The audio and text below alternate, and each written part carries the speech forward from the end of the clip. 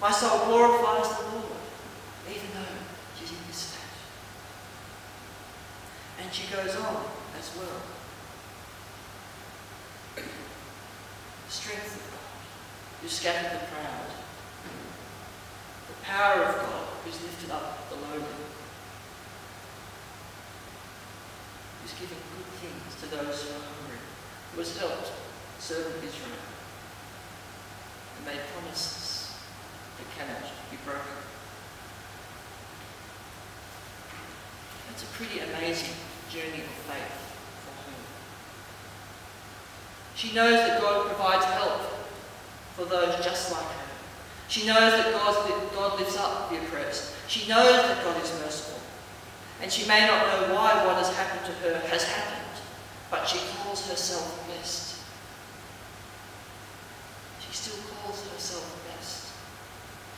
We need to believe and have faith like this. For we believe in a God who sent the Son. God sent God's only Son to this world in a socially unacceptable way.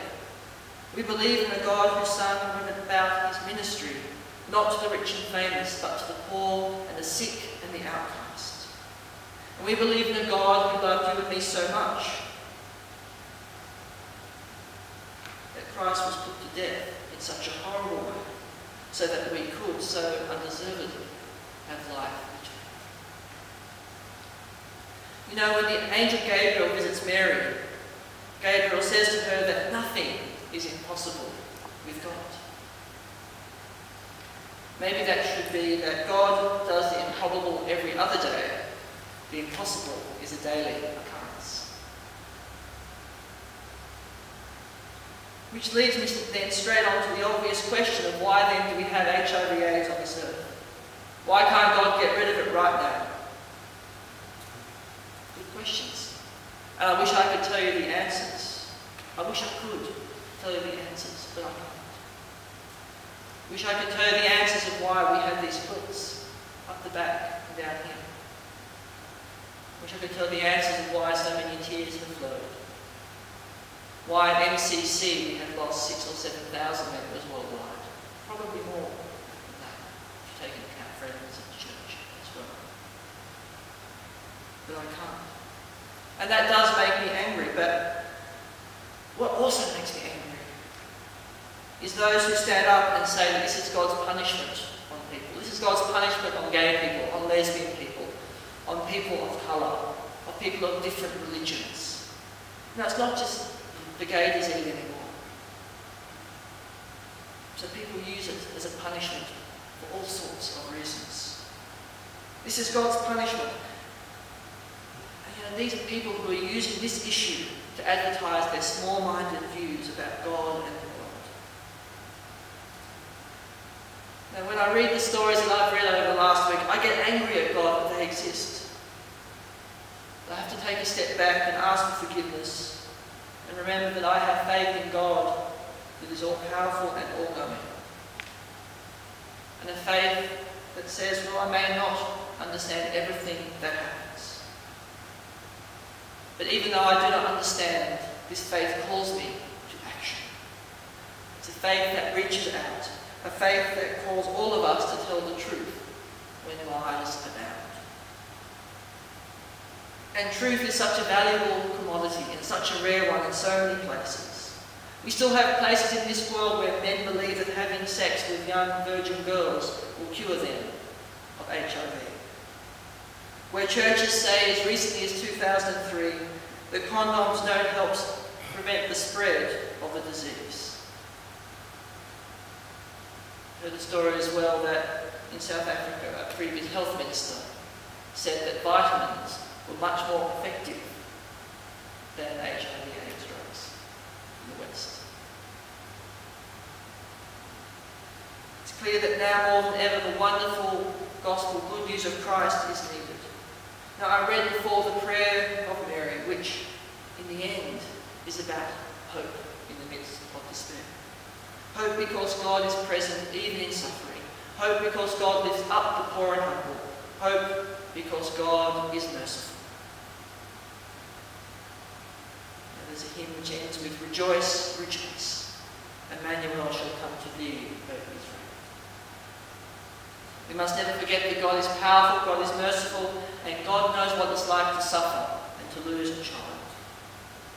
So when the world seems hopeless or circumstances so tragic, God is there and God understands.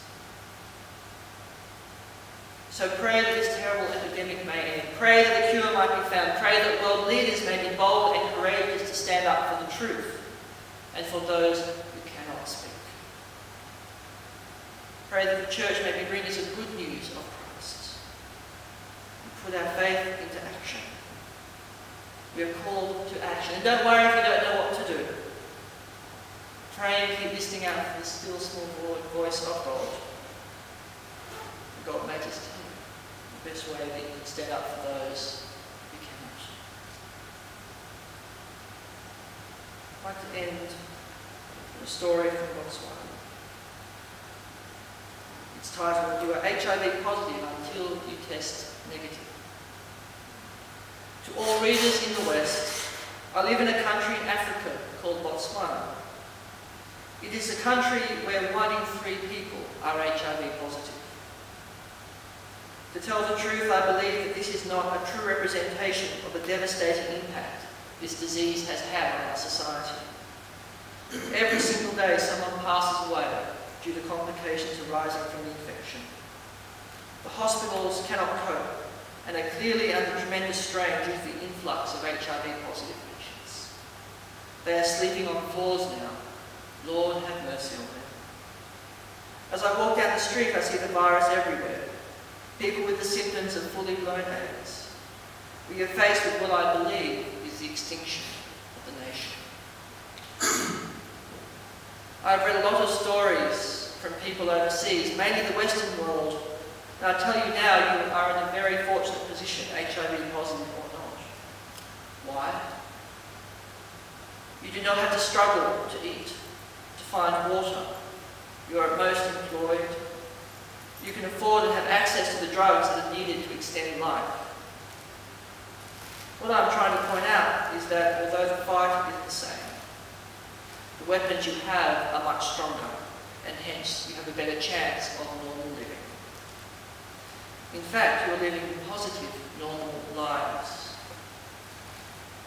People are attacked daily here because of the unhealthy environment they live in. Someone can die here not because of the virus, but because of the lack of money to feed them.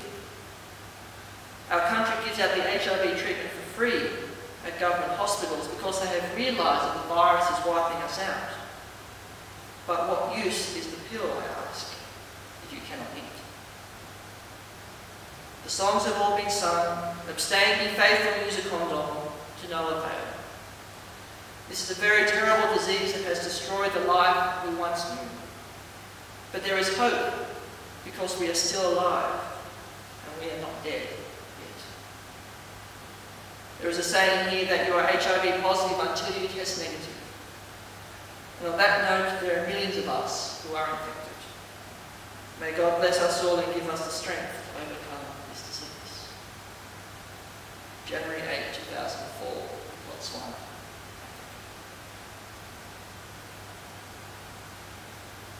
There's much to do. Let's not be complacent. But when things seem hopeless, let us remember the song of Mary.